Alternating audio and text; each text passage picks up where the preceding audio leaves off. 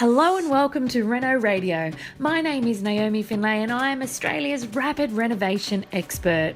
And each week I will be bringing you valuable tips, information and amazing stories from around the world about renovation. Helping people create wealth through renovating is my passion, as well as creating healthy, wealthy and beautiful spaces to live in and to share. Thanks for spending time with me today. Now let the show begin. Hi everyone, and welcome to my Friday tip for you guys.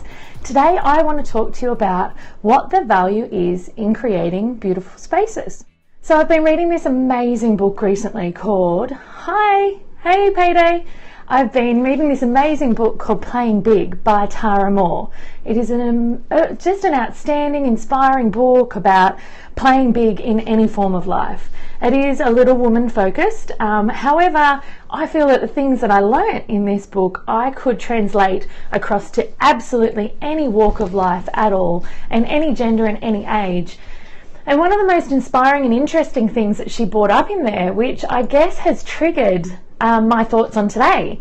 She brought up in there about people's callings and about how a lot of the time people have callings that they don't follow and they don't feel are valid to be called a calling. So she talked about the fact that many of us think to have a calling, it has to be saving the children in Africa, working with refugees, empowering women, protecting women against domestic violence. And these are all amazing and validated callings. And without people working on those things in the world, we would be in a really bad place. So they are amazing. They are amazing callings. But she brought up the really interesting point that so many of us feel that if what we feel is our calling, if our need to do something and an interest or a hobby or a profession or a campaign that we're attracted to is around something that involves creating beauty, that we often don't feel that it's worthy to be called a calling, which I thought was a really, really interesting way to look at it. And I was reflecting upon my work as a result of this chapter in this book. She was talking about how women that maybe their calling is to create amazing baby clothes, beautiful, beautiful organic baby clothes. They don't feel that that is a calling because it's not saving the children in Africa. However, there is so much validity and so much to be said for creating things that have beauty.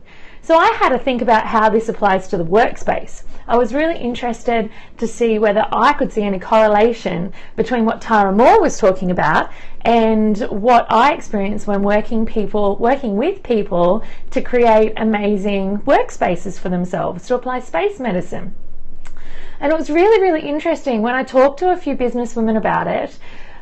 Their mindset previously, and still to some extent now, is that if their role or their profession or their business isn't about beauty or interior design or creating something that is gorgeous, they don't see the value, I guess, or the immediate worth or the immediate translation in their business in creating a beautiful space for them to be in.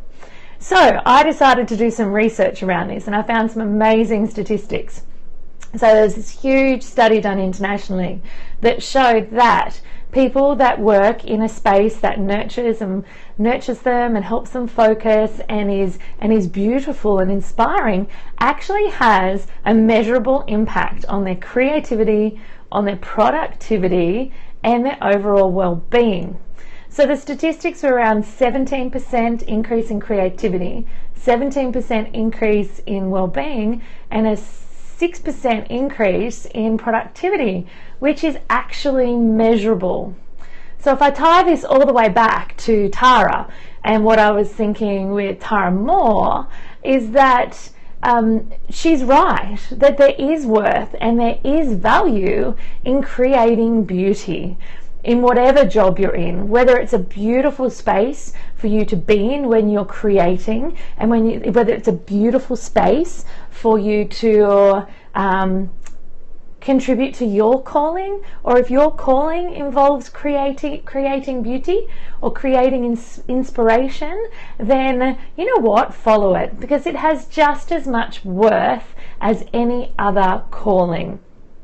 Because your calling involves creativity, beauty, or inspiration, it does not make it a less calling. And similarly, because your job may not be, or your career, or your profession, or your niche, or your niche may not be in creating beauty or inspiration, it does not mean that your space shouldn't be beautiful and shouldn't inspire you, because the numbers are there, guys. A creative, a beautiful, and an inspiring space, a space that prescribes space medicine to you on a daily basis, will affect not only your bottom line, not only the quality of your product, but it will also affect your productivity.